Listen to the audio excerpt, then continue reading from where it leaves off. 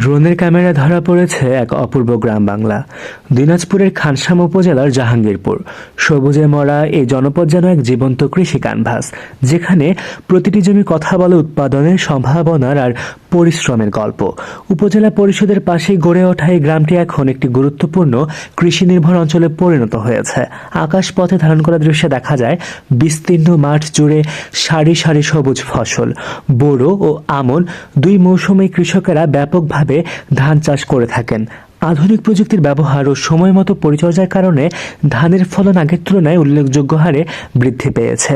চাষ শুধু ধানেই সীমাবদ্ধ নয়, এখানে ভুট্টা, বাদাম এবং বিভিন্ন ধরনের শীতকালীন সবজি যেমন বাঁধাকপি, ফুলকপি, বেগুন, টমেটো বাণিজ্যিকভাবে চাষ করা হয়। ফলে কৃষকেরা সারা বছরই আয় করার সুযোগ পাচ্ছেন। স্থানীয় কৃষি সম্প্রসারণ অধিদপ্তরের তথ্য মতে উন্নত জাতের বীজ, সুষম সার ব্যবস্থাপনা এবং আধুনিক কৃষি প্রযুক্তি ব্যবহারের ফলে উৎপাদনশীলতা বৃদ্ধি পাচ্ছে। গ্রামের অধিকাংশ মানুষের জীবিকা কৃষি নির্ভর। একটি ফসল ক্ষতিগ্রস্ত হলেও অন্য ফসল থেকে তারা ক্ষতি পুষিয়ে নিতে পারছেন। কৃষকেরা সরাসরি বাজারে পণ্য বিক্রি করে লাভবান হচ্ছেন, আবার অনেক পাইকারও এই এলাকা থেকে পণ্য সংগ্রহ করে দেশের বিভিন্ন স্থানে সরবরাহ করছেন।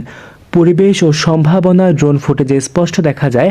পরিকল্পিতভাবে ভাগ করা জমি, সবুজ গাছপালার পরিবেশ পরিচ্ছন্ন দেখে সব মিলে একটি টেকসই কৃষি ব্যবস্থার দৃষ্টান্ত।